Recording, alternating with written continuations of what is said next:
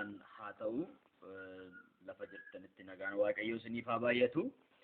Egaa immoo ergaa addaa tan qabateetu dhufe Yesuus Kiristoosidhaaf galanni guddaan haa ta'u. Ergaan inni irraa baay'ee adda. Ergaa addaati baay'ee. Yesuus Kiristoosidhaaf galanni guddaan haa ta'u. Ergaa addaati baay'ee jechuudha. Karaa adda ta'een jechuudha. Rammoo waaqayyoon itti haasa'uu barbaadeera. Yesuus Kiristoosidhaaf galanni guddaan haa ta'u. Egaa guyyaa 11ffaa waa'ee waldaa keenya keessatti waa'ee biyya keenya jechuudha. Guyyaa 11ffaa guyyaa xumuraarra geenyeerra jechuudha. Yesuus Kiristoosidhaaf galanni guddaan haa ta'u. Soomaaf sagada guyyaa 11ffaa fuula waaqayyootti qabannee har'a guyyaa xumuraati. Egaa sagantaa kanarratti Yesuus Kiristoosidhaaf galanni guddaan haa ta'u. Waan nutti hir'ate wayii ilaaluu qabna jechuudha. Waan nutti hir'ate biyya keenyatti waan hir'ate wayii ilaalla jechuudha. Yesuus Kiristoosidhaaf galanni guddaan haa ta'u. Biyya keenyatti waan hir'ate laalla jechuudha. Yesuusidhaaf galanni guddaan haa ta'u. Ameen ameen. Egaa biyya keenyatti maaltu hir'ate? Hir'ina maaltu biyya keenya keessa jira jennee ilaaluutu nurra jira jechuudha. Yesuus Kiristoosidhaaf galanni guddaan haa ta'u. Egaa kutaa kana gizee ilaallu sirriitti wantan dubbadhu sirriitti duukaa buutanii hordofuu qabdu. Yesuus Kiristoosidhaaf galanni guddaan haa ta'u. Rakkina keenya gaafsanii nagarra jechuudha. Rakkina biyya keenya, rakkina kan keenya hin agarra jechuudha. Yesuus Kiristoosidhaaf galanni guddaan haa ta'u. Haleluuyaa.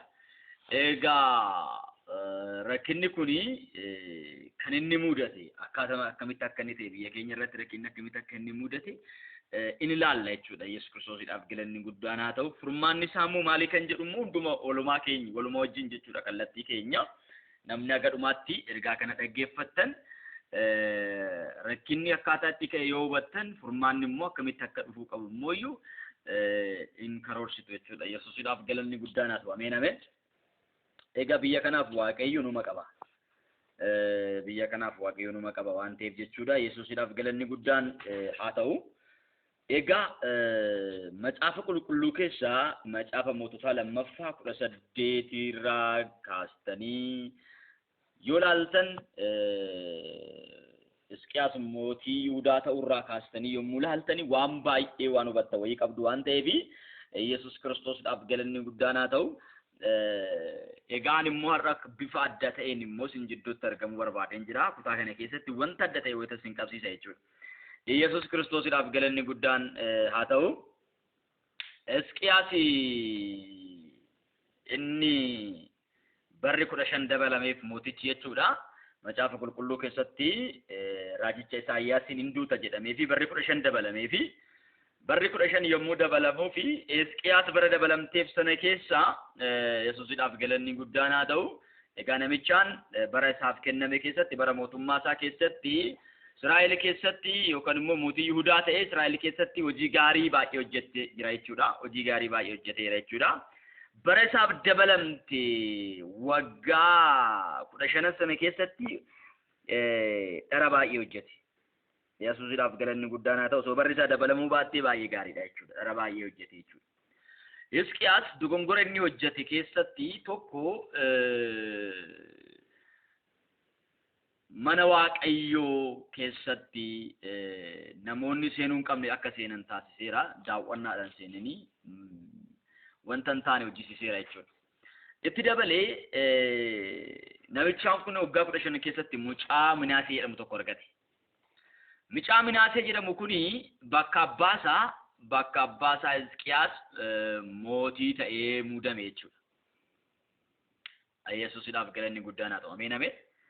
Mucaan Hisqiyaas jedhamu kuni bakka abbaasaa mootii ta'ee muudame. Waggaa 15 san keessatti argate mucaa jechuudha. Itiin barri dabalamee fi waggaa sadaffaa isaa keessa akkas mucicha argatee jedhamee yaadama. Sababbiin isaa Minaaseen mootii Yihuudaa kan inni ta'e Minaaseen dhalatee waggaa 12tti mootii Yihuudaa ta'eedha. Dhalatee waggaa 12tti mootii Yihuudaa ta'eedha. Hisqiyaas erga du'ee booda mootii Yihuudaa kan ta'e Minaaseedha. Egaa Hisqiyaasi Minaasee bara isaa dabalamte waggaa saditti argate jechuudha. Bara isaa dabalamte booddee waggaa saditti Minaasee argate jechuudha. Minaaseen mootii akkuma ta'eeni wanta xiggaasisaa Waaqayyo hin jaalanne biyyattii irratti fideera jechuudha. Yesus Kiristoosiidhaaf galanni guddaan haa ta'u.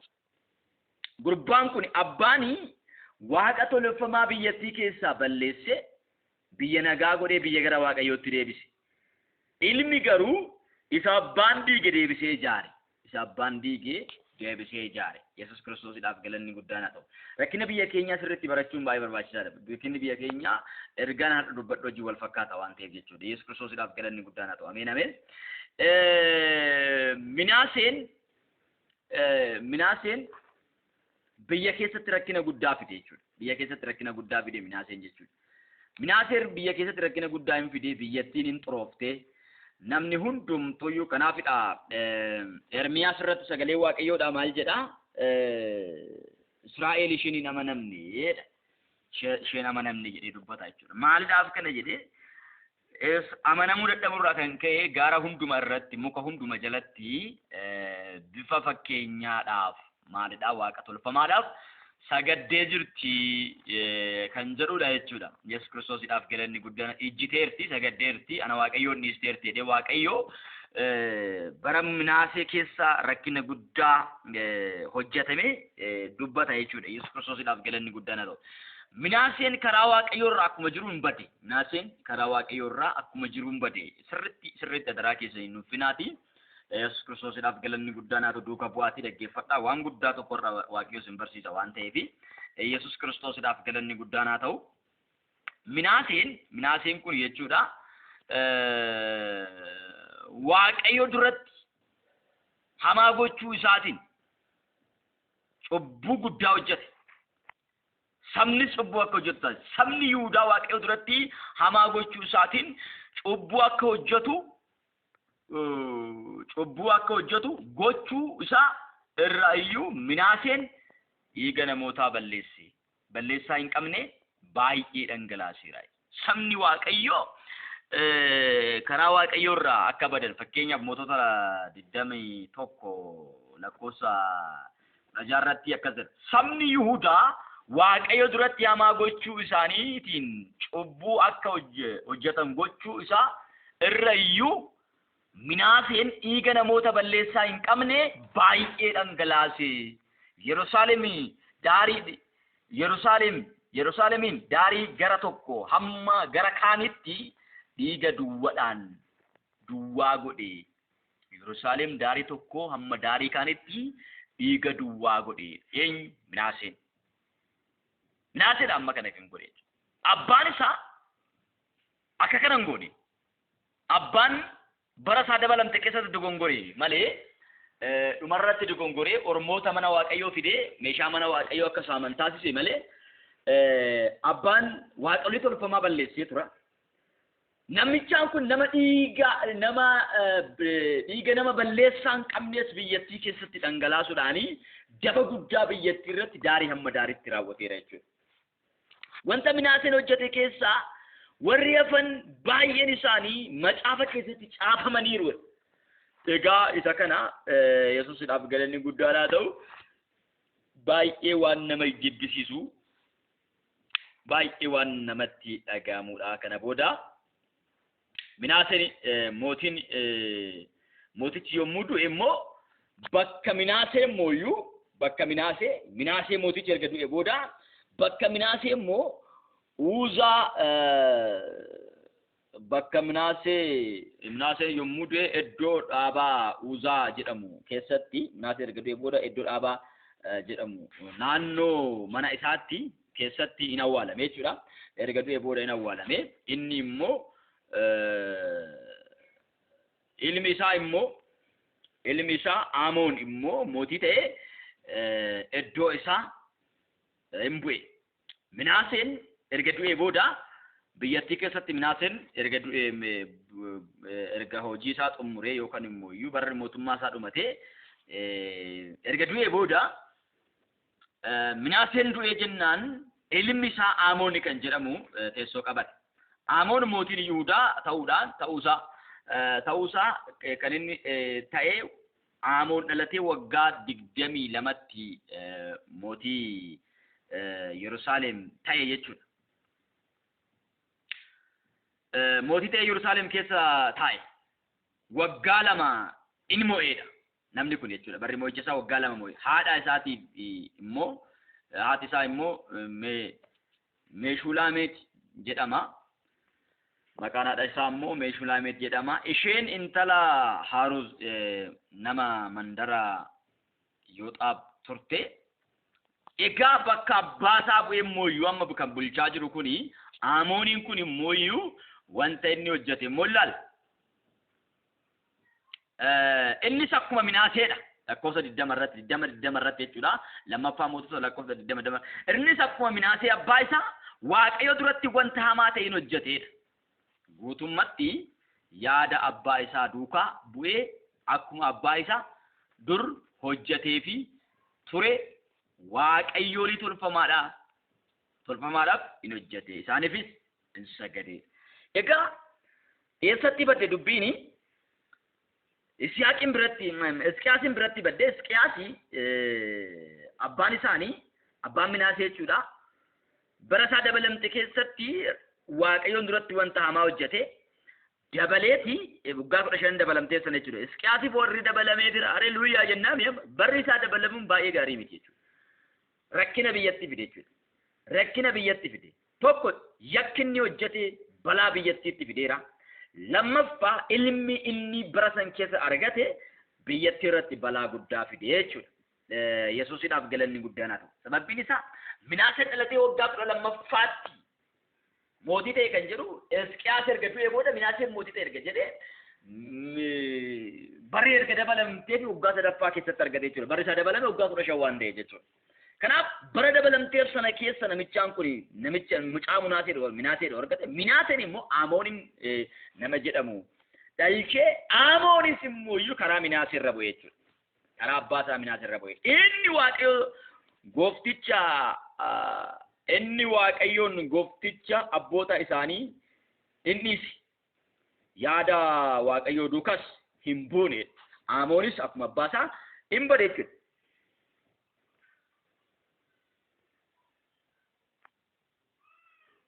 Yesuusiidhaaf galanni guddaan haa ta'u. Ameen, ameen, ameen. Kanaaf hojjettoonni Aamoon garuu isuma duratti mari'atanii mana mootummaa isaa keessatti isa hin ajjeesanii jedha. Laala. Baay'ee akkam akka inni ulfaataa ta'aa deemu laala. Akkamitti akka inni ulfaataa ta'aa deemu laala. Karaa jallaa irra deemanii jireenyi isaanii maal akka ta'aa jiru. Mucaan kun waggaa 2 bichaadha kan inni mootii ta'e. Sana booda mana mootummaa isaa keessatti hin ajjeesanii. Sabni biyya sanaa garuu namoota warra Aamoon mooticha irratti mari'atan hundumaa hin fixanii. Egaa sanaa booda immoo Iyyoosiyaas ilmi isaa Yesuusiidhaaf galanni guddaan haa ta'u immoo iddoo isaa in moosisanii jedha. Yesuusiidhaaf galanni guddaan haa ta'u. Ameen, ameen. Iddoo eenyu? Iddoo Aamoon immoo eenyutu moosifame? Iyyoosiyaas.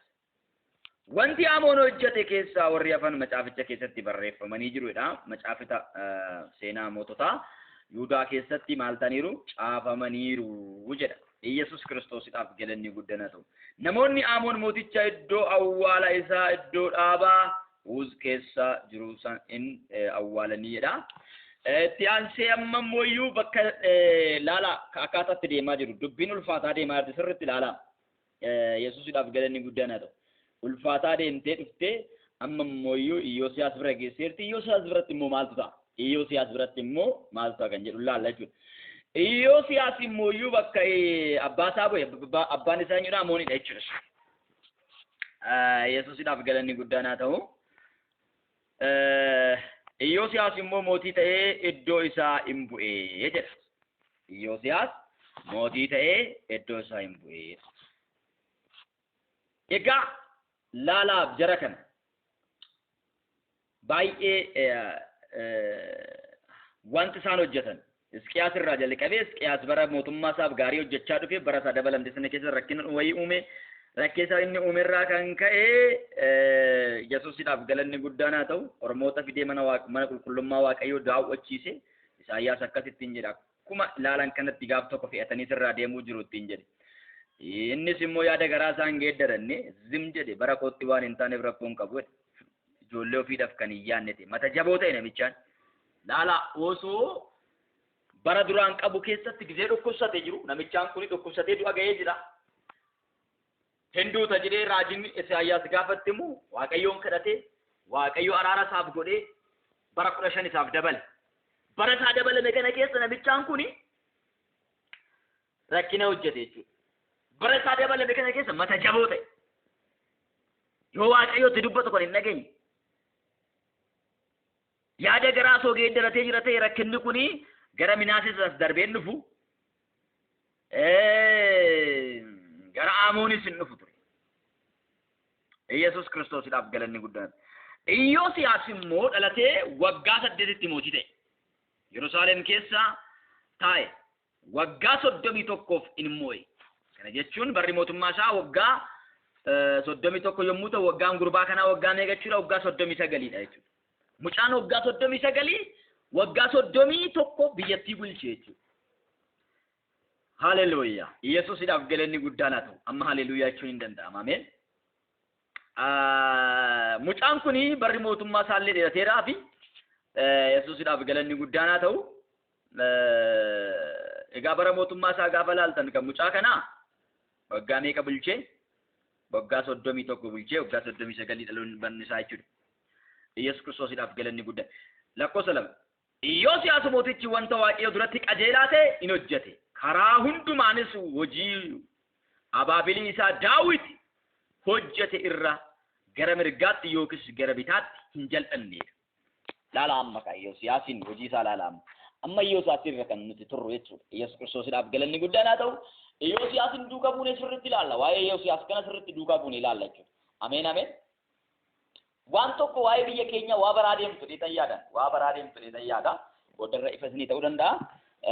Yesuusidhaaf galanni guddaan haa ta'u. Iyyoosiyaas kuni waggaa 31 biyyattii bulchee dhalatee waggaa 8tti mootii ta'ee biyyattii keessatti muudame jechuudha. Iyyoosiyaas wanta Waaqayyo kanaan dura karaa raajotaa dubbatee ture bara Iyyoosiyaas mooticha keessaa Waaqayyo waan dubbate yookaan immoo bara abboota isaa keessatti Waaqayyo waan dheekkames namni kuni argate. Yesuusidhaaf galanni guddaan haa ta'u. Iyyoosiyaas mootii ta'ee waggaa 18ffaa isaatti namni kun jechuudha. Mootii ta'ee waggaa 18ffaa isaatti Shaafaan ilma Azaliyaa Meeshulaam caafaa mootummichaa gara mana qulqullummaatti ergeedha. Gara Hilqiyaa hangafa lubootaa dhaqiiti meetii isa eegdonni karra mana qulqullummaa hojii mana qulqullummaatiif warra fidan harkaa fuudhan walitti qaban lakkaa'i qopheessi. Eegdonni sun meeticha mana qulqullummaa warra hojii mana qulqullummaa irraa adeemaniif ilaalaniitti haa kennanii. Isaan immoo hojjettoota warra manicha qulqullummaa haaressutti jiranitti warra muka soofutti warra muka yookaan dhagaadhaan ijaaranitti akkasumas warra muka bitanii fi warra dhagaa cabsanitti haa kennanii. Isaan amanamummaadhaan waan itti kenname waan ittiin hojjetaniif meetii isaanitti kenname harkatti hin lakkaa'inaa jedhiitii itti himi jedhee. Egaa kutaa kana keessatti Iyyoosiyaas akkuma abbaasaa Daawwitii abaabiliisaa Daawwitii abbaasaa osoo hin taane abaabiliisaa Daawit akkuma waaqa abboota isaa jechuudha. Akkuma abboota isaa waaqa isaa kabajuudhaaf karaa abbaa isaa sinniise karaa akaakayyuu isaa sinniise karaa abaabiliisaa jechuudha. Yesuusidhaaf galanni guddaan haa ta'u. Ameen ameen. karaa abbaa isaa innise, karaa akaakayyuu isaa innise, karaa abbaabayyuu isaa innise. Yesuusidhaaf galanni guddaan haa ta'u. Karaa eenyu qabate? Karaa baabilii isaa Daawitiin qabate jechuudha. Daawit bara mootummaa isaa keessatti mana Waaqayyoo ijaaruudhaaf nama kaka'umsa qabudha. Gurbaan kunis garangootti akkuma dhufeeni mana Waaqayyoo ijaaruudhaaf ka'e. Yesuus Kiristoosiidhaaf galanni guddaan haa ta'u. Haaressuudhaaf wanta jijjigee ture deebisee haaressuudhaaf yommuu inni ka'u Yesuus Kiristoosiidhaaf galanni guddaan haa ta'u. Wanti tasaa tokko isa mudate jechuudha. Kutaa kana keessatti jechuudha. Akkasii rakkoo 8 irraa kaafnee waggaa dubbisnu akkas jedha.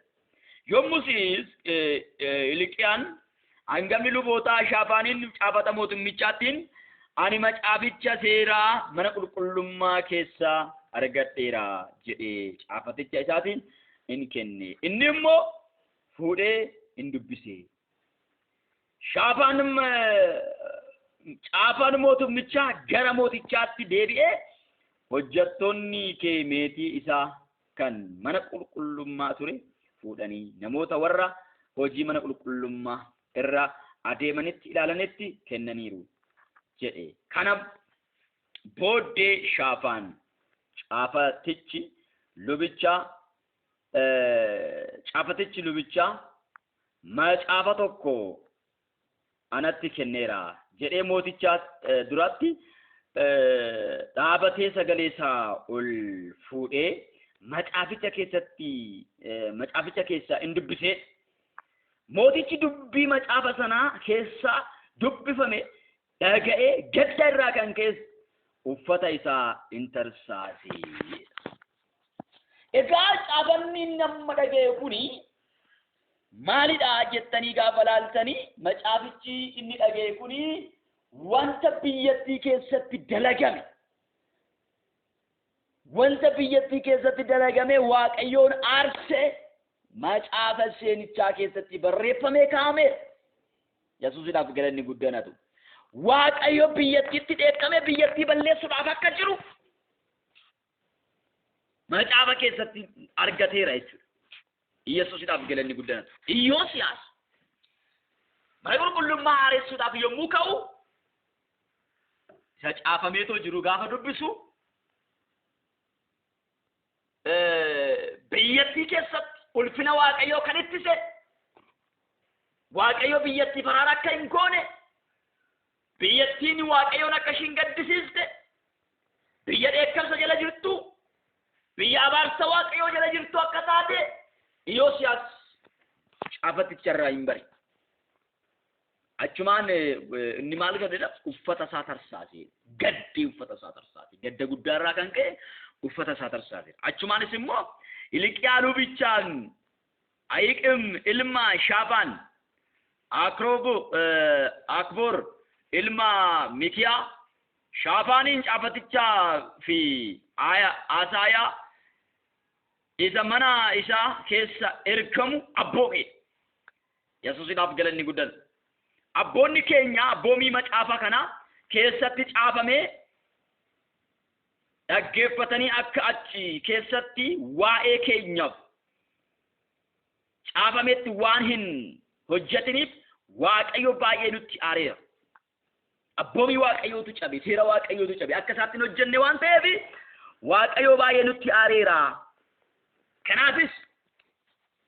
Kanaaf waa'ee dubbii macaafa isaa argamee kana keessa jiruutiif dhaqaatii maal gochuun akka wayyu anaaf saba Yihuudaa hundumaatti Waaqayyoon gaafadhaa jedhee kana irratti Hilqiyaan fi lubichi Ahiiqaam Akboorii fi Shaafaan fi Asaayaan gara Huldaa raajittii in dhaqanii jedha. Raajii dubartiidha jechuudha. Huldaan tuni raajii dubartiidha. Gara ishii dhaqanii jedha. Maal gochuu qabna? Dheekkamsi Waaqayyoo biyyattii irratti boba'eera. Furmaanni maalidha jedhaniiti gara raajittiitti namoota ergi. Yesuusidhaaf galanni guddaan haa ta'u. Raajittiin kuni maqaan ishee Huldaadha. raajittiin inni dhaqanii gara raajittiin dhaqanii raajittiin kun haadha manaa Shaaluum ilma Tiqo'aa Harhas isa uffata eeguuti isheen kutaa mandara Yerusaalem isa lammaffaa keessa jiraatti turte. Jarri yommus dhaqanii isheetti himanii isheetti dubbatan isheen immoo jaraan dhaqaati wanta Waaqayyo gooftichi Israa'el jedhu namicha isa gara kootti isin ergetti himaa ittiin jette. Eenyutu erge? Yosiyaasitu erge jechuudha. Yesuusidhaaf galanni guddaan haa ta'u. Dhaqaatii Yosiyaasitti maal godhaa jechuushiti himaa wanta Waaqayyo jedhu himaa. Amma namichaan biyyattii badaa jirtu kana biyyattii dheekkamsa Waaqayyootiin dhumachaa jirtu kana oolchuudhaaf fala barbaadaa jira jechuudha. Fala barbaadaa jira. Egaa abboonni isaa wanta hin taane Waaqayyoon duratti hojjetanii Waaqayyoon aarsanii karaa Waaqayyoon dhaloota garagalchaniiru. Kanarraa kan ka'e biyyattiin geeddarama dhabdeerti, biyyattiin rakkina keessatti kufteerti. Furmaanni dhabameera. Furmaata kana barbaadaa fi Waaqayyo Yesuusidhaaf galanni guddaan haa ta'u karaa Yosiyaas hojii hojjetaa jira jechuudha. Waaqayyo kunoo ani wanta hamaa isa macaafa mootiin Yihuudaa dubbise keessatti caafame hundumaa biyya kana irratti namoota biyyichaa keessa jiraatan irrattis nan fida jedheera. Bakka waan dubbiste sana Waaqayyo biyyattii irratti raawwachuudhaaf jirra. Yesuusidhaaf galanni guddaan haa ta'u. Jettee raajittiin mootichatti deebiste jechuudha. Naaf fida. Isaan ana dhiisanii waaqayyoolii tolfamaadhaaf ixaana aarsuudhaan waan hojjetan hundumaanis eekkamsa koo ofirratti kaasaniiru. Eekkamsi koo biyya kana irratti hin boba'a. Yesuusidhaaf galanni guddaan haa ta'u. Namni isaa dhaamsus hin jiru jedhe Waaqayyo jetteeti raajittiin Yosiyaasitti himte jechuudha. Dhaamsa deebiste. Yosiyaasis dubbiseera. Eekkamsi Waaqayyo akka boba'e argeera. Raajittiinis deebistee maal goote dubbicha inni mirkaneessiteef jechuudha. Kuni akka ta'uudhaaf jiru mirkaneessiteefi. Asirratti raajittiin tuni waa dubbatte lakkoofsa 18. Waa'ee mootii Yihuudaa isa Waaqayyoon galateeffachuudhaaf isin ergeetiifis immoo Waaqayyo gooftichi Israa'el dubbii isa dhageesse sanaaf laala.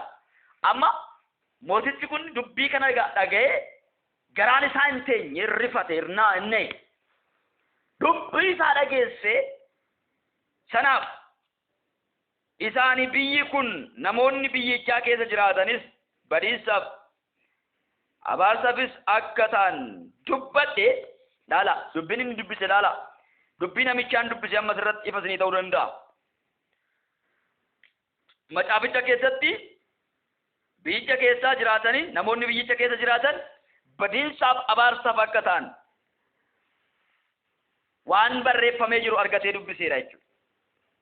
Dubbadhe dhageesse garaan kee waan rukutameef gadda irraa kan kee uffata kee tarsaaftee ana duratti waan boosseef ani siif dhaga'eera. Wayyoo. Yesuusidhaaf galanni guddaan haa ta'u. Nama akkamiiti namni kun baay'ee nama dinqa waa'een isaa. Ani siif dhaga'eera bakka. Boo'icha kee siif dhaga'eera. Yesuus Kiristoosiidhaaf galanni guddaan haa ta'u. Ameen. Maal ta'een jira? Boo'icha kee siif dhaga'een jira.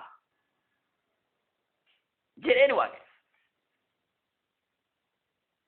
Bakka boo'icha kee siif dhaga'een jira. Erga jedhee booda kanaafis kunoo wanta hamaa ani biyyicha kana irratti fidu hundumaa otoo hin argin akka duutu nan godha. Nagaadhanis in geggeeffamta jedhee jettee jarris deebi'anii dubbicha Yosiyaasitti in himanii jedha. Yesuusidhaaf galanni guddaan haa ta'u. Ameen. Haleluuyaa. Bakka asii jalaan si baasadeen akkuma abbaa isaa akaakayyuun isaa maal jedhe akaakayyuun gurbaa Yoosiyaas kana Hisqiyaas jechuudha.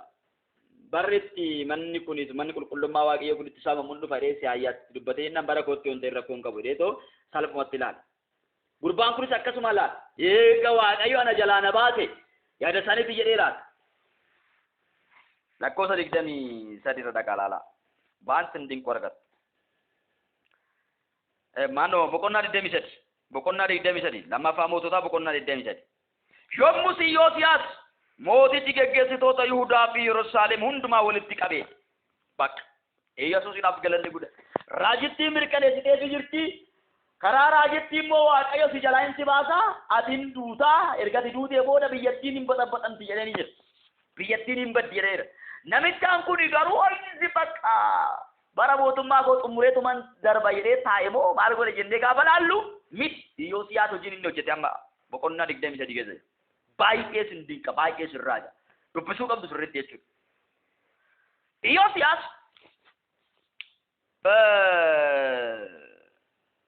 Yoosiyaas kakuu macaafa seeraa keessatti caafame haaressee yaadachiisuudhaaf maal godhee gurguddoota biyyattii keessa jiran geggeessitoota Yihuudaa Yerusaalem hundumaa walitti qabe. Namoonni Yihuudaa fi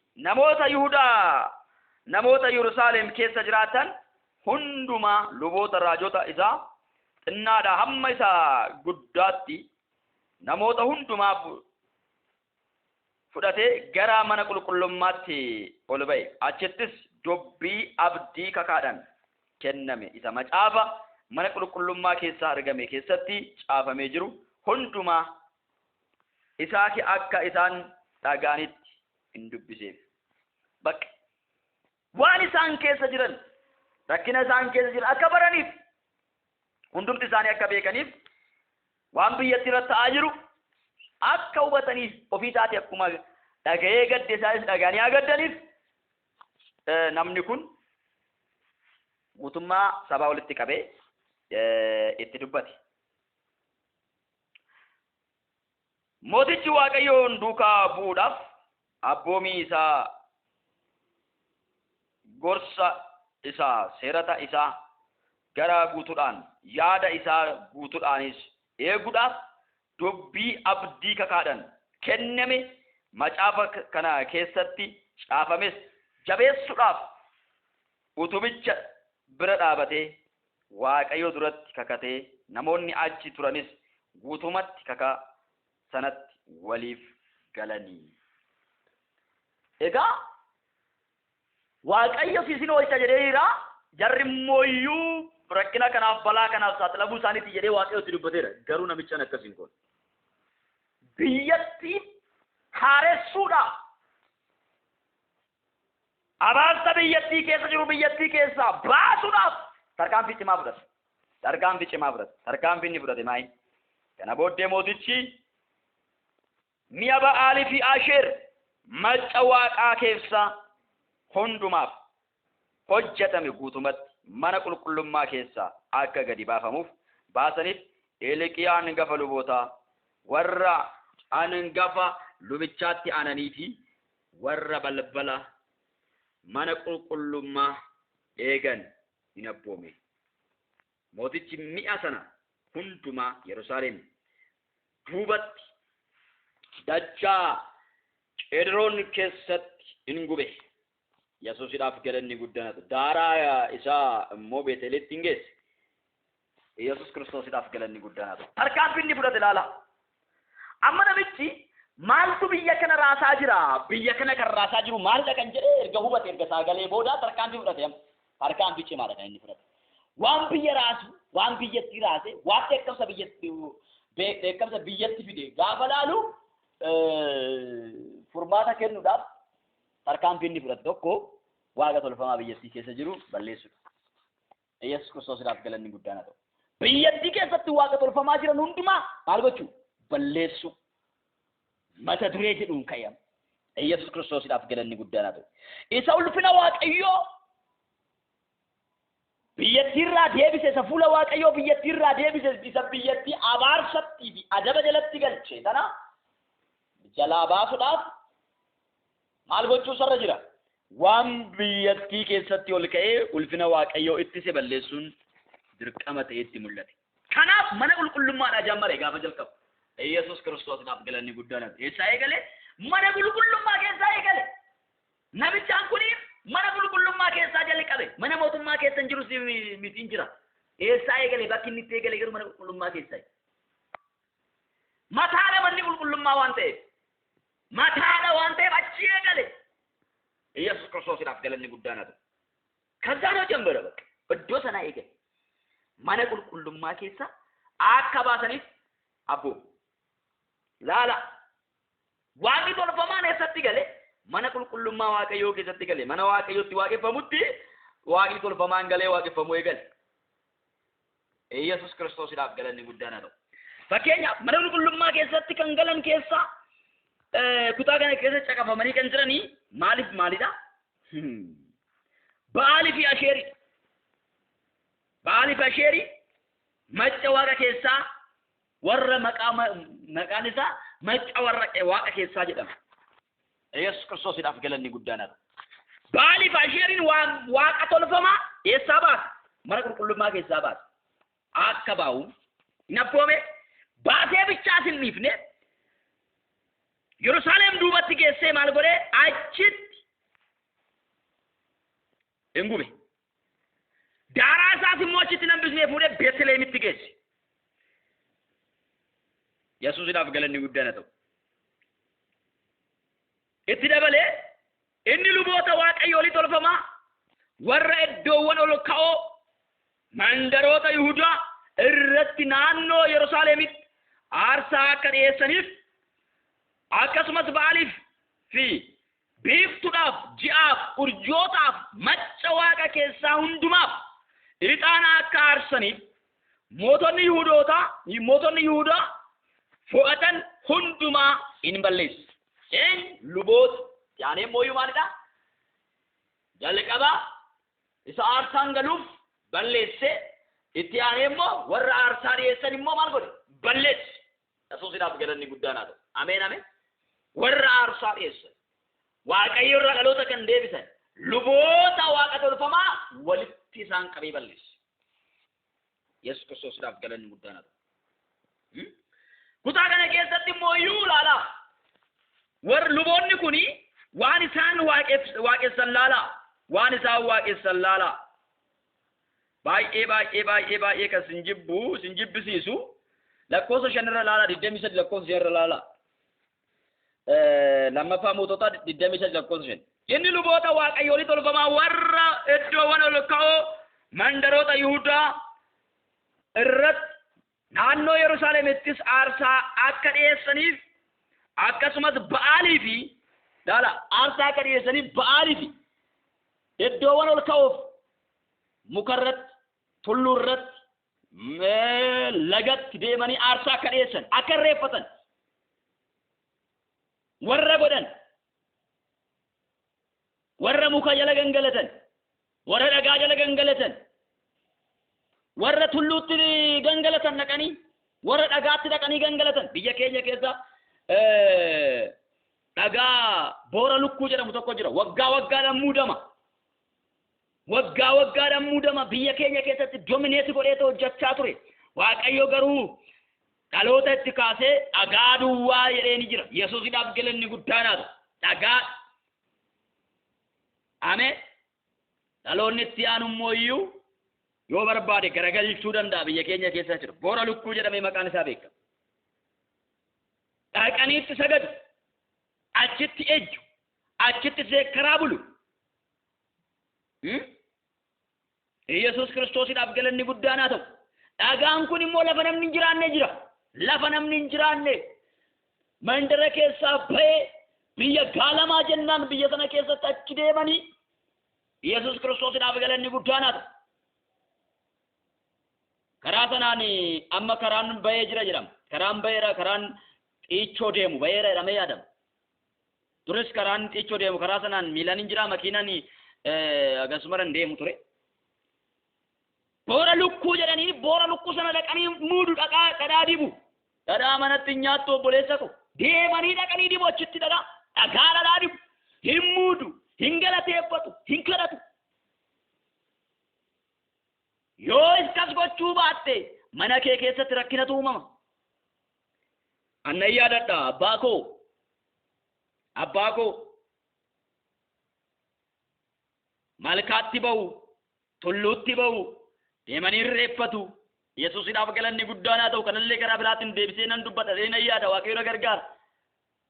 Bara abbaan koo aarsaa isaaf dhiyeessu dhabu sheexanni abbaa koo hin ajjeesi. Baay'ee natti dhaga'ama. Yesuusidhaaf galanni guddaan haa ta'u. Waan dhiyeessuuf dhabee jennaan isa ajjeesi. Kanaaf Israa'eloonni guutumatti Yerusaalem keessa, Yihuudaa keessa gaafa deemtan ilaaltan waaqa tolfamaadhaan sagaduutti ka'an. Kutaa kana keessatti ilaala. Iddoowwan ol ka'oo amma biyya keenya keessatti iddoon ol ka'an hundumtuu itti irreeffatama biyya keenya keessa. Yesuus Kiristoosidhaaf galanni guddaan haa ta'u. Biyya keenya keessa maqaa isaanii nan yaadadha. Iddoo ol ka'aa hundumaa irratti itti irreeffatama. Tulluu araaraa jedhanii itti irreeffatu. Yesuusidhaaf galanni guddaan haa ta'u. Tulluu ekelee jedhanii itti irreeffatu. Yesuus Kiristoosidhaaf galanni guddaan haa ta'u. Wanta kana duuba isaa qorannee gaafa laallu iddoo awwaalati. Iddoo awwaalati. Dudduubni isaa gaafa qorannee laallu iddoo dur namni itti awwaalameedha. Kan itti irreeffatan kun jechuudha. Iddoo dur namni itti awwaalame iddoo awwaalati. Booddee gaafa qorannee gaafa irra geenyu jechuudha. Tulluu araaraa nuun jedhan. Tulluu namni itti awwaalameen tulluu araaraa jedhan. Biyya keenya keessa kun hin jira. Itiyoophiyaan Israa'el bara sanaa fakkaatti jechuudha. Maal inni biyya keenyatti rakkina kan fide yaa fayyannee laallu kanaatti ta'u. Dhagaatti bulu, malkaatti bulu, wantoota kana fakkaatan. Fakkeenyaaf kutaa kana keessa lafa ol ka'aa hunduma. Lafa ol ka'aa hunduma irratti aarsaa akka dhiyeessaniif. Inni biraa ammoo iyyuu kunis biyya keenya keessatti hin jira. Qabatamaadhaan jechuudha. Ba'aalis waaqa tolfamaa biyya keenya keessa amma fakkeenyaaf naannoon itti radhee guddadhe keessa, naannoon itti guddadhe keessa maqaan waaqa tolfamaa meeqa jira sinitti fakkaata? Daachee urroo jira, wasan gafiin jira, wasan gaallaan jira. Yesuusidhaaf galanni guddaan haa ta'u. Abbaan caffee jira, horaan seenoo jira, guddichi booraa jira, toosha jira, abbaan bulloo jira, haati abbayyii jirti. Biyya akkanaa keessatti guddanne Yesuusidhaaf galanni guddaan haa ta'u. Biyya Waaqayyoon dhiistee Ba'aaliif sagaddu, waaqa tolfamaadhaaf sagaddu. Maaramiin jirti. Haati qoloo bookaa jirti. Maaram kan jedhamtu maqamuchaatti maaramiin kan jedhamtu jira. Itti dabalee immoo maaram qoloo bookaa kan jedhamtutu jira. Biyyaan itti lalattee guddatte keessatti jechuudha. Yesuus Kiristoosidhaaf galanni guddaan haa ta'u. Akkuma kana jechuudha, akkuma sabni Israa'el ta'e kana jechuudha. Ba'aalii fi biiftuu, waaqni biiftuudhaaf, warri biiftuudhaaf sagadan jiru. Ji'aaf kan sagadan jiru. Urjootaaf kan sagadan jiru. Macca waaqa keessaa hundumaaf ixaana aarsu. Macca waaqa keessaa hundumaaf ixaana aarsu. Macca waaqa keessaa gaafa jennu ergamoota qabatee, Yesuus Kiristoosidhaaf galanni guddaan haa ta'u. Uumama hunduma qabatee, ergamoota qabatee, ji'a qabatee, urjoota qabatee, macci waaqa keessaa baay'eedha. Ergamoota waaqayyoo qabatee jechuudha. Warri sagadan jiru biyya keenya keessa kanatu jira. Yesuus Kiristoosidhaaf galanni guddaan haa ta'u. Eessaan waaqayyoo biyya keenyaaf keessatti nagaa fiduun hin danda'amu. Maal gochuu qabna ree? Kan asirratti itti yaaduun baay'ee barbaachisaadha. Yesuus Kiristoosidhaaf galanni guddaan haa ta'u. Aarsan mootonni Yihuudaa fo'atan hundumaa hin balleessedha. Tarkaanfii inni fudhate ilaala. Luboota isaanii maal godhe? Hin balleesse. Yesuus Kiristoosidhaaf galanni guddaan haa ta'u. Ameen. Ammatti illee biyya keenya keessa akkanatti hin jirani. Waaqayyo isaan balleesseera. Galanni fulfinni Yesuus Kiristoosidhaaf haa ta'u. Tokko isaaniitiin badaniiru. Baay'een isaanii badaniiru. Yesuusidhaaf galanni guddaan haa ta'u. badaniif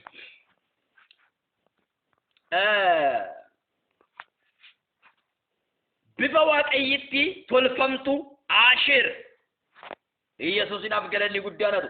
Asheer kun kutaa kana keessatti iddoo baay'eetti dhaamtee jirti. Maaliif achittis waaqa Asheer jedhanii tolchuu, achittillee waaqa Asheer jedhanii tolchuu, achittillee waaqa Asheer jedhanii tolchuu, hundumtuu achitti dhaqeetti sagada.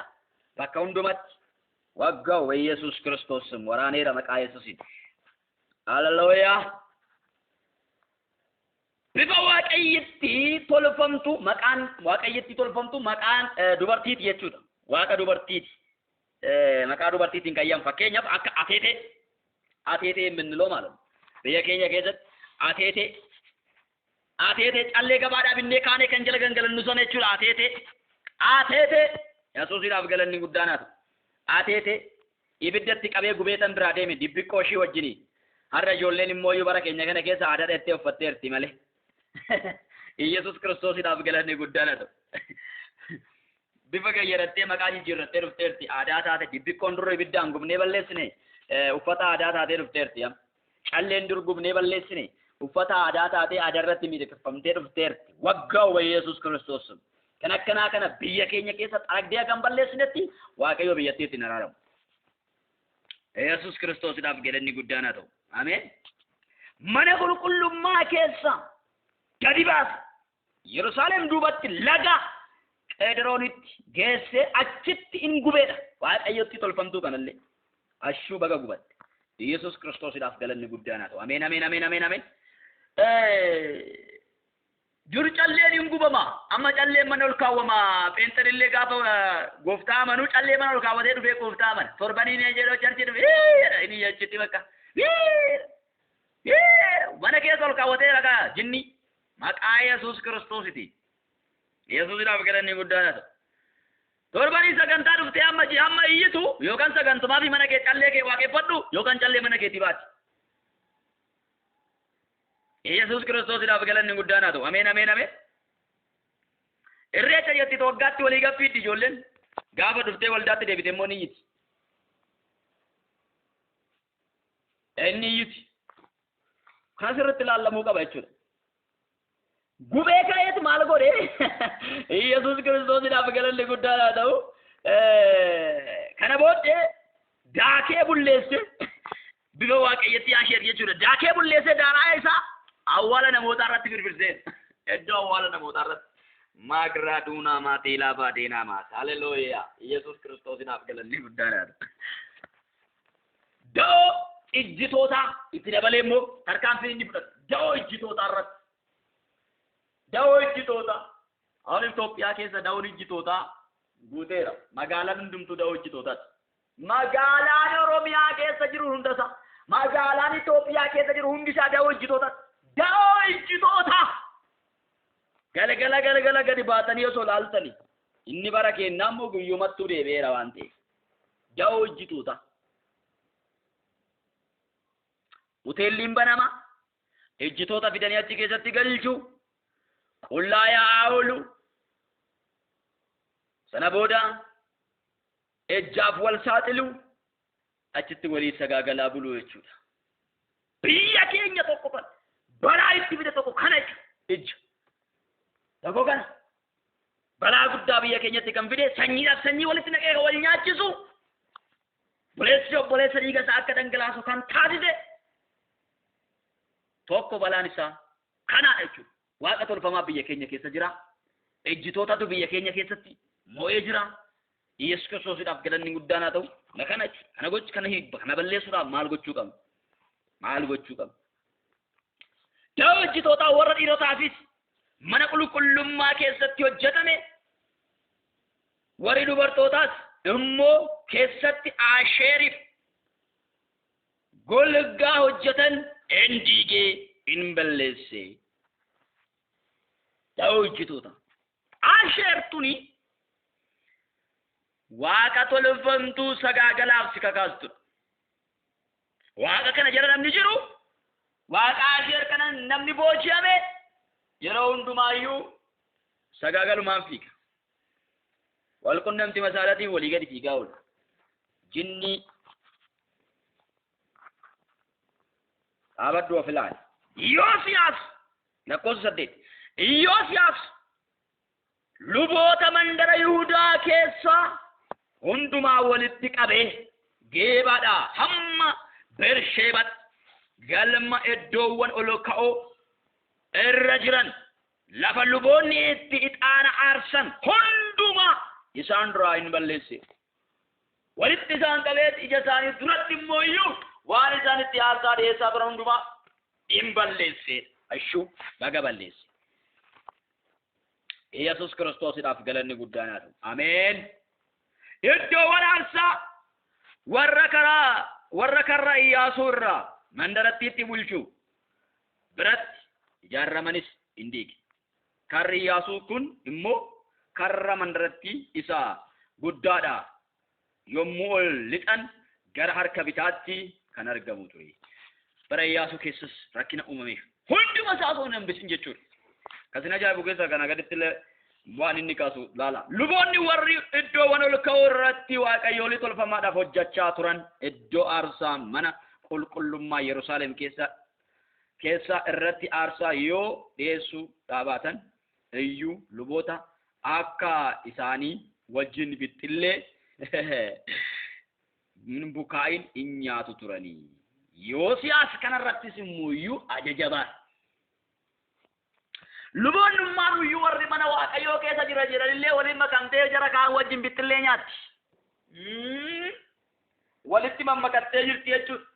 Waliin mammakattee waliin jiraatti. Yoosiyaas asirratti illee tarkaanfii guddaadha kan inni fudhate. Yoosiyaas mootichi namni tokko illee ilma isaa yookiis intala isaa aarsaa ibiddaan gubame eeffamu godhee Moolek waaqayyoo tolfamaadhaaf akka hin dhiyeessine. Toofet iddoo ibiddaa isa dachaa Hinoom keessa jiru sanas hin balleessee ashuu baga balleessee Yesuusidhaaf galanni guddaan haa ta'u. Bifa fakkeenyaa fardeenii warra mootonni Yihuudaa biiftuudhaaf addaan baasanis balbala mana qulqullummaa iddoo ol galchu irra mana Naataan Moolek isa xu'aashichaatti dhiyoo dhaaban sana buqqisee hin calaasisee.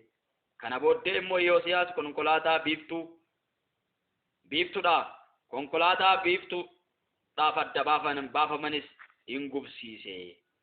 Yesus Kiristoosidhaaf galanni guddaan. Lakkaawwameen nu bakka waa'ee tolfamaan biyyattii keessa jiru. Lakkaawwameen ama biyya keenya keessa dur kan dhiiga keenya xuuxe dur kan nu nyaate kan abbaa keenya nurraa nyaate kan haadha keenya nurraa nyaate kan obboloota keenya nurraa ajjeese bokkuu caaccuu ateetee callee maatii keenya kan nurraa fixe ijoollee keenya cittoodhaan kan fixe waaqayyo gaafa nu yaadatu ibiddatti naqnee biraa deemne arrammoo dhaloonni kaasanii akka waan haaratti nutti mul'isaa jiru. Akka waan haaraatti akka waan hin beekne gubaa ibiddaa kan gubatee arga. Ibiddi hagam akka nama gubatee beekutu arga. Nu gubannee keessa dabarre. Ijoollee meeqatti dhabne, obbolaa meeqatti dhabne, abbaan itti dhabe, abbaan jaaladhu itti dhabe. Itti dhaadhatee narraa fudhate. Qaalunarra beekara jedhaniitoo miidiyaa hundumarra walii gad oofan kuni abbaa kootti dhaadhatee narraa fudhate. Abbaa koo ajjeete. Waaqni tolfamaan Yesus Kiristoosidhaaf galanni guddaan haa ta'u. Akkamittan callisare? Akkamittan zim jedha? Keessa kootu na aara, garaa kootu na gubata. Yesus Kiristoosidhaaf galanni guddaan haa ta'u. Mootichi iddoowwan aarsaa mootonni Yihuudaa mana irraa isaa kan Ahaaz irratti ijaaranii turanis akkasuma iddoowwan aarsaa mooticha Minaaseen oobdii mana qulqullummaa sana lamaanuu keessatti ijaares hin diige. Innis achi buqqisee hamma hurraanitti isaan caccabsiise. Daaraa isaas dachaa Qederoon hin gateedha. Minaaseen karaa Waaqayyoo irraa jallachuu irraa kan geeddoo aarsaa mana qulqullummaa keessatti oobdii mana qulqullummaa keessatti ijaaree ture. Sallee achi buqqise namichaan kun gurbaan kun hin buqqise. Waaqayyo isaa eebbisu. Waggaa 31 biyyattii irratti moo'e. Dhalatee waggaa 8tti mootii ta'e.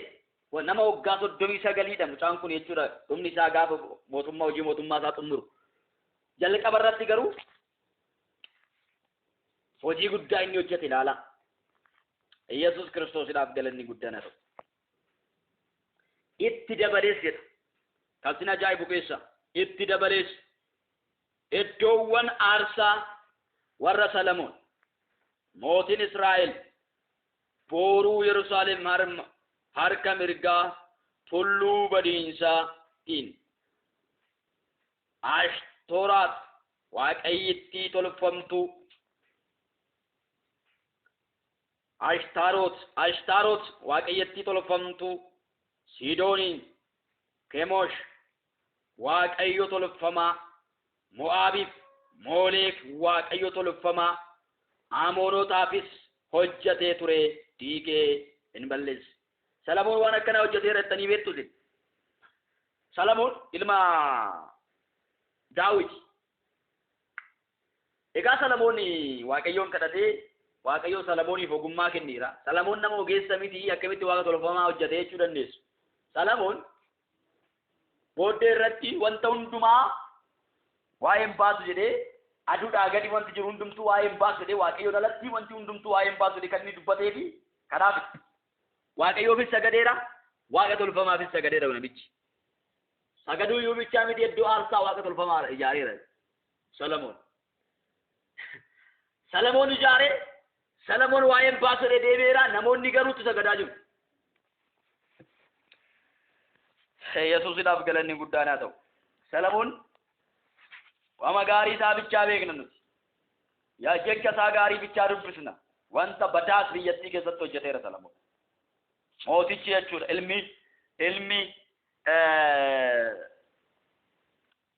Ilmi Daawit inni mana qulqullummaa Waaqayyoo ijaare mana qulqullummaa Waaqayyoo harkuma ijaare sanaan harkuma mana qulqullummaa Waaqayyoo ijaareen deebi'ee mana qulqullummaa Waaqayyoo akkuma ijaare mana waaqa tolfamaas ijaareera. Nama gaddisiisa baay'ee. Baay'ee nama gaddisiisa nama cabsabu. Utuboota dhagaa qulqullaa'utti ilaalaman caccabse. Warra qulqullaa'utti ilaalaman hin caccabse utuboota dhagaa jechuudha. Abaabayyuun isaallee akkanuma godheera muduraa kana. Hisqiyaasi jalqaba irratti osoo barri isaan dabalamiin dura gaarii hojjeteera siniin jedheera. Hisqiyaas bara mootummaa isaa keessatti isa Museen hojjete bofa Museen hojjetee fannise sanallee inni maal godhe hin caccabse. Yesuusiidhaaf galanni guddaadha. Waaqa tolfamaa ta'ee citaa'e bofni Museen gara bofichaa namni ilaale akka fayyuudhaaf kaa'ee fakkeenya Kiristoos agarsiisuudhaaf inni achi kaa'e waaqa tolfamaa achi ta'ee jira waan ta'eef dhaloota Waaqayyoo irraa garagalcheera waan ta'eef achi gadi fuudhee caccabse hin balleesse. Yesuusiidhaaf galanni guddaan haa ta'u. Ameen ameen ameen. Bofa laalanii fayyen Museen lafa onaa keessatti fannise sana Hisqiyaas hin balleesse. Sababbiin inni balleesse Waaqayyo irraa namoota garagalcheera waan ta'eef. Har'a Waaqayyo irraa kan namoota garagalchan baay'een hin jiran. Yesuus Kiristoos nuuf fannifamee soo jiru. Isa fannifame dhiisanii fannoo baatanii kan deeman. Yesuus Kiristoos isa nuuf du'e dhiisanii dubree Maariyaam jala kan gangalatan. Ergamoota baay'eetu jira. Waan baay'eetu jira biyya keenya keessa jechuudha. Rakkina guddaatu jira. Rakkina kanarraa kan ka'e Waaqayyo irraa nu godha hin godhu. Maal gochuu qabna ree? Waan gochuu qabnu immoo itti yaaduun baay'ee barbaachisaadha. Yesuus Kiristoosiidhaaf galanni guddaan haa ta'u. Ameen ameen. Waan tolfamaan baay'ateera. Waaqayyo tokkichi osoo jiru Waaqayyooliin baay'ataniiru.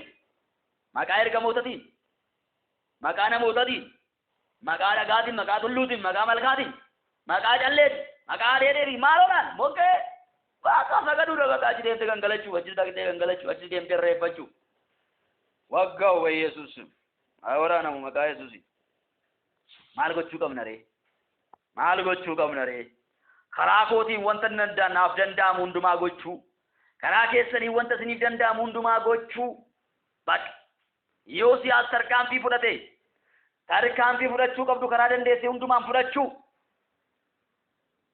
aadaa kiyyattee kan itti riqattee jirtu afaan kiyyattee kan itti riqattee jirtu maaloo kiyyattee kan itti riqattee jirtu waan gochuu qabdu gochuu Yesuusidhaaf galanni guddaa ta'u ameen utuboota ragaa qulqullaa'ootti ilaallamanii caccabse qulqullaa'oo jedhanii warri ilaalan hin caccabse hin hurreesse bifa fakkeenya Asheertuun bakka baay'eetti kaati. Asheer bakkuma irratti ijaaraa deemusa.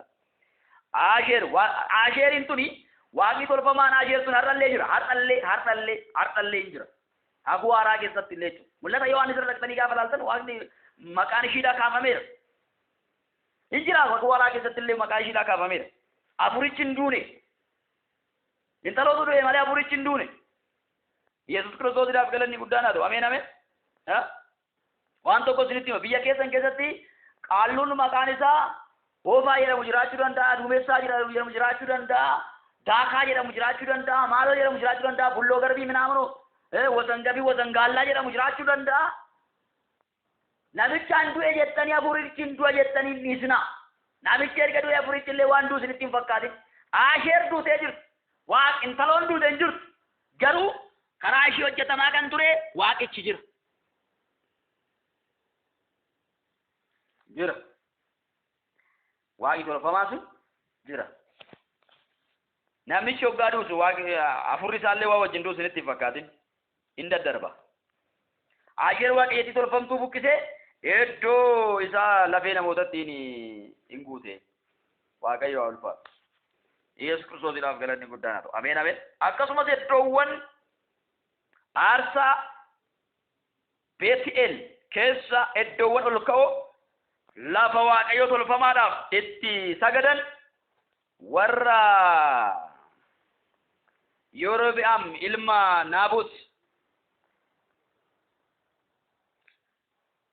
ijaaree ittiin Israa'eloonni cubbuu hojjechiise kan Yerobi'aam ijaaree ittiin cubbuu hojjechiise jechuudha. In caccabse. Abeet ifaajeen gurbaa kanaa xiqqaa isinitti fakkaati. Biyyattii bilisa baasuudhaaf wanti inni hojjechaa jiru jechuudha. In caccabse daaraa isaan hin godhe. Bifa Asheer waaqayyattii tolfamtuus ammallee hin kaati ilaalchi keessatti jechuudha. Bakka maratti ijaaramteerti jechuudha. Asheer waaqayyattii tolfamtuus hin gube. Yerobi'aam gaafa cidhaa tokko iddoo aarsaa bukkee dhaabachaa otoo jiru namni waaqayyoo tokko akka dubbatetti turetti Yosiyaas garagalee awwaalota tulluu irratti yommuu arge namoota arge awwaalota sana keessaa lafee baasisee iddoo aarsaa sana irratti gubee isa hin xureesse ergasii dhagaan awwaalaa irraa dhabamee ani garuu kun maali jedhee namoota hin gaafate namoonni mandaratti immoo kun awwaalaa nama waaqayyoo isa Yihuudaadhaa dhufe tokkooti inni tokkooti isaati amma waaqayyoo aarsaa Beet'eel diigamee kana duraan dursee dhaabatee ture jedhanii deebisaniifi Yesuus Kiristoosiidhaaf galanni guddaan haa ta'u. Ameen ameen ameen. Mootichi biyyattii keessatti nagaa buusuudhaaf waaqayyo araaraan gara biyyattiitti akka deebi'uuf wanta ulfina waaqayyoo biyyattii irraa ittise hundumaa biyya keessaa barbadeessutti ga'e. Waan salphaa miti waa'ee namichaa jechuudha hin xumurre Yesuusiidhaaf galanni guddaan haa ta'u. Dubbisaa asirratti macaafa qulqulluu. Waan salphaa miti hojiin namichaa. Wanti namichi biyyattii keessatti hojjete waan salphaa miti. nagaa guddaa biyyattii keessatti fideera jechuudha. Yesuus Kiristoosiidhaaf galanni guddaadha. Biyyattiidhaaf nagaa deebiseera. Egaan hoo maal gochuu qabna ree? Biyyi keenya nagaa akka taatu, wal nyaachuu keessaa akka baatu, dhangala'uun dhiigaa akka dhaabatu maal gochuu qabna ree nuyi? Karaan Yoosiyaas filate kun sirrii. Yesuus Kiristoosiidhaaf galanni guddaadha. Ameen ameen. Karaan Yoosiyaas filate kun sirrii. Waaqota tolfamoo biyyattii keessaa balleessuudhaaf namni hundumtuu gara Waaqayyootti akka deebi'u maal gochuudha? Wangeela mootummaa Waaqayyoo lallabuutu nurra jira. Namootatti waa'ee Gooftaa Yesuus Kiristoos himuutu nurra jira. Wangeelli mootummaa Waaqayyoo yoo lallabame namoonni Gooftaa Yesuus Kiristoos yoo beekan mootiin nagaa Yesuus Kiristoos deebi'ee dhufa. Yesuus Kiristoosiidhaaf galanni guddaan haa ta'u, biyyi nagaa taatii jechuudha. Har'a wangeelli lallabamaa jira? No, wangeelli wayitu lallabamaa hin jiru. Wangeelli wayitu lallabamaa hin jiru. Miidiyaa baay'ee qabna. Miidiyaa baay'ee qabna. Miidiyaan keenya wangeela lallabaa jira? Wangeelli lallabaa hin jiru. Wangeela lallabaa hin jiru. Wangeela lallabaa jira waan jetta wangeela lallabaa hin jiru. Yesuus Kiristoosiidhaaf galanni guddaadha. Ameen ameen. Wangeela lallabaa hin jiru miidiyaan keenya. Miidiyaan keenya hojii biraarra oola. Miidiyaan keenya biizinasii irra oola. Miidiyaan keenya herreega hojjechaa oola. Wangeela hojjechaa oolu. Wangeela irra hin jiru miidiyaan keenya. Yesuus Kiristoosiidhaaf galanni guddaadha. Kanaaf maal gochuu qabna ree? Miidiyaan keenya wangeela akka hojjetuuf dhiibbaa uumuu. Tokkoon keenya baanee wangeela hojjechuudhaaf ka'u. Mootummaa dukkanaa diigdee mootummaa Waaqayyoo bal'isuudhaaf hojjechuu.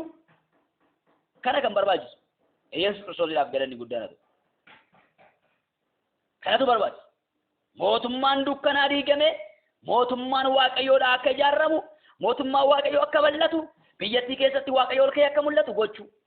Kanan nurraa barbaachisa jechuudha. Yesuus Kiristoosiidhaaf galanni guddaan haa ta'u. Egaa soobdanii, egaa kadhattanii hojiitti ba'uun isinirra jira. Lafa kamittu, miidiyaa argattan kamittu Waaqayyo tolfamaa isa dhalootatti ta'e. Waaqa tolfamaa isa dhalootatti ta'e. Sana maal gochuudha? Biyya keenya irraa diiguudhaaf tarkaanfii cimaa fudhachuu. Arrabee jaalatee miti obboleessi kan waraanu. Biyya keenya keessatti. Irraa yoo fudhattan obboleessa keenya. Obboleessa keenya. Obboleessa keenya. Tigraay fi Itoophiyaan guutuun wal loluu qabdi, wal loluu hin qabdu. Obboleessa keenya. Obboleessa keenya. Biyya keenya lamaantu wal lolaa jira. Yesuus Kiristoosiidhaaf galanni guddaa. Kan biraas yoo fudhattan akkuma kana jechuudha. Obbolaa lamaantu wal fixaa. Kana maaltu godhe? Jidduutti dhiiga isaanii dhuguudhaaf kan karoorfate sheexana. Jidduutti dhiiga keenya dhuguudhaaf, dhiiga ilmaan keenya dhuguudhaaf kan karoorfate sheexana waan ta'eef sheexanicha biyya keenya keessaa galma isaa diiguudhaaf tokkoon keenya irratti hojjechuu qabna. Buleessa koo obboleetti koo yaada mo'ataan qabdu taanaan biyya kana bulchuu hin dandeessan. Biyya kana oolchuu hin dandeessan. Biyyi kan ittiin ooltu yaada mo'ataadhaan. Karoora sheexanni baase sana caallee argamuu qabna. Kaayyoo sheexanni baafate sana caallee argamuu qabna. Dhiiga obboloota keenyaa dhuguudhaaf inni karoorse sana caalleen argamnu taanaan faayidaan tokkoyyuu hin jiru bakka biyyi hin baddi. Yesuus Kiristoosiidhaaf galanni guddaan haa ta'u. Jal'ina irratti jal'ina, daba irratti daba, dheekkamsa irratti dheekkamsa faayisaa jirra malee furmaata bidaan jirru. Kana gochuudhaan maal gochuu qabna? Eekeleedha jechuu miti. Kan qubatti qabnu anaaf. Abboonni keenya maal jedhan? Anatu si balleesse, anatu si yakkeedha bakka. Kan yakka kan biraati, kan balleesse kan biraati. Ana bakka abbadiin kiyya natti araarame jedhan Waaqayyo. Nemiyaan bardi gamu biyyatti gaafa dhaga'u bakka anatu si yakke, nutu si balleesse. Kuni kan nurra ga'uu danda'e, nutu si gaddisiise bakka. Ani si yakkee jira, abboonni koo si yakkanii jiru, manni abbaa koo hundi isaa si yakkee jira jedhee fuuldura Waaqayyootti dhiifama gale. Kana booda biyyattiin deebitee jarra. Bakka yakkummaa fudhachuu qabna. Waan biyya keenya keessatti jiru inni kun kaan jechuu danda'a, inni kun kaan jechuu danda'a maqaa walitti moggaase. Aniif isin garuu warri sammuu fayyaa qabnu maal gochuu qabna kan jedhu sana laaluun baay'ee barbaachisaadha. Maal gochuu qabna? Wanti nu gochuu qabnu maalidha? Sammuu fayyaadhaan gaafa yaannu maal gochuu qabna? Hojiin nuti hojjechuu qabnu maalidha gaafa jenne Yesuus Kiristoosiidhaaf galanni guddaan haa ta'u balleessummaa keenya yakkummaa keenya fudhachuu, dogongora keenya fudhachuu, Waaqayyoon akka gaddisiifne fudhachuu, balleessaa akka qabnu fudhachuu, Waaqayyoon araara gaafachuu, deebi'uu, bakka kana kan barbaachisu waan biraa miti. Dura Waaqayyootti deebi'u nu maari, araara nuuf godhu, dhangala'uu dhiigaa biyya keenya irraa kaasi jennee dura Waaqayyootti deebi'u yaadni mo'ataan jiru kana jechuudha. Yesuus Kiristoosiidhaaf galanni guddaan haa ta'u. Koronaan dhufee biyya keenya gizee raase yaada mo'ataa jedhee kanan barsiise qaba yuutuubii sun alaa cufameera malee. Yaada mo'ataa jedhee wanta barsiise qaba. Yaadni mo'ataan maalidha? Yaadni mo'ataa natti qabdu maalidha? Waldaan yaada mo'ataa qabdi yeroo hundumaayyuu. Waldaan yaada mo'ataa qabdi. Yaadni mo'ataan waldaan qabdu maalidha jennaani? Inni kun faarsaa isaati waan biraa qaaquu jammaree, waan biraa haasa'uu jalqabee, kun kaan jedha, kun kaan komataa, kun kaan nutti quba qabaa, kun sirrii miti. Kun sirrii miti. Inni kun warra fiilmii kontaajeenii ilaale waggaa 10 dura namni isaan ilaale maal jedhee bakka chaayinaatu fidee. Inni kun immoo iyyuu gaafa ka'u Waaqayyootu dheekkamee jedhe. Inni kun immoo seexanatu fidee. Yaada garaagaraatiin mo'achuu hin dandeessu, yaada tokko qabaachuu qabda malee. Yaadni garaagaraa mo'icha siif hin kennu. Yaada tokko yoo taate kan mo'achuu dandeessu. Inni kun seexana komataa, inni kun Waaqayyoon komataa, inni kun nama komataa. Ani immoo yaada mo'ataadha jedhee yeroo sana kanatti barsiisee fi namoonni baay'een kan ittiin eebbifamanii. Waaqayyoos immoo karaa yaada sanaatiin biyya keenyaaf nagaa akkuma fide addunyaa maraaf nagaa fideera. Yesuus Kiristoosiidhaaf galanni guddaan haa ta'u. Maal jedhe yaadni mo'ataan koo? Seexanni yoo fide Waaqayyoo kaasuu danda'a. Namni yoo fide Waaqayyoo kaasuu danda'a. Yesuus Kiristoosiidhaaf galanni guddaan. Waaqayyoos yoo fide innumatu kan ofii isaatii fide kaasuu danda'a waan ta'eef hundumaan komatina gara Waaqayyootti deebi'aa yaada jedhu. Waaqayyoon kadhadhaa. Seexana fidettee seexana na baarii. Nama fidettee nama na baarii. Waaqayyoo fidettee Waaqayyoon hin komatin. Yaada garaagaraa taataka. Tokko on ta'ee waan tokko mo'achuu hin dandeessu. Yesuus akkasii namoonni tokko lafa kanarratti walii galanii waan tokko yoo kadhatan ani gubbaarraa isaan nan dhaga'aadheera. Waan irratti walii galuun barbaachisaadha. Maalidha wanni kun? Waaqayyoo nurraa kaasuu hin dandeessaati. Abbaan barbaade haa fidu madda isaa kan beekusi, burqaa isaa kan beekusi, eessaa akka dhufe kan beekusi nurraa kaasee. Waaqayyoo nurraa kaaseera, birmaduu nu baaseera. Yesuus Kiristoosiidhaaf galanni guddaan haa ta'u. Ameen ameen. Kana beekuun baay'ee barbaachisaadha. Yaada mo'ataa qabatanii ba'uun baay'ee barbaachisaadha. Irras waa'ee biyya kanaaf yaada mo'ataa qabatanii ba'uun baay'ee barbaachisaadha. Yaada mo'ataa Waaqayyoon keessa kaa'ee jira. Isas immoo karaa yuutuubii fi karaa feesbuukii isiniif gadhiisa. Waaqayyoo karaa kanaas immoo furmaata godhadheetan amana. Yesuus Kiristoosiidhaaf galanni guddaan haa ta'u. Waaqayyoo sinaa eebbisu barri keessan jireenyi keessan hojiin harka keessanii maqaa Yesuusiin kan eebbifame haa ta'u. Eebbifama bilisa keessan gammachuu rugeedha. Lakkoofsi bilbila kootii duwwaa 91299 yootaan argachuu dandeessu. Yoosiyaas tarkaanfii inni fudhate tarkaanfii sirriidha. Nagaa Waaqayyoo wajjin nagaa buusuudhaaf Waaqayyoo biyyattiitti araarsuudhaaf tarkaanfii inni fudhate wanta biyyattii keessatti gufuu ta'ee taa'ee Waaqayyoon gaddisiise biyyattii keessa balleessitti ka'e. Bakka nus tarkaanfii guddaa fudhattee kaatee wangeela mootummaa Waaqayyoo gaafa lallabdu Yesuus gaafa lallabamu wanti hundumtuu hin bada. Yesuus Kiristoosiidhaaf galanni guddaan haa ta'u. Har'a aadaatu lallabamaa jira. Faarsaan keenya gaafa madaallamee ilaalu Yesuusiidhaaf galanni guddaan haa ta'u. Faarsaan keenya gaafa madaallamee ilaalu aadaa isaa calaqqisiisaa jira malee Kiristoos hin calaqqisiisaa hin jiru. Of dhaabadhaatee ilaala. Faarsaa keessanii aadaa keessan calaqqisiisaa jiru. Kiristoos calaqqisaa hin jiru. Kiristoos mul'achaa hin jiru. Kiristoos waan mul'achuu dideef immoo dabarsee ol nu kenneera bakka amma dabarfamnee kennamneerra. Deebinee araara argachuudhaaf immoo of sirreessuun yakkummaa fudhachuun baay'ee barbaachisaadha. Gosa sinaa eebbisu eebbifama. Shalom, shalom, shalom. Ayyaana Waaqa keessa naa tura. Haleluuyaa. Waaqayyo sinaa eebbisu. eebbifamaa eebbaaf ta'a.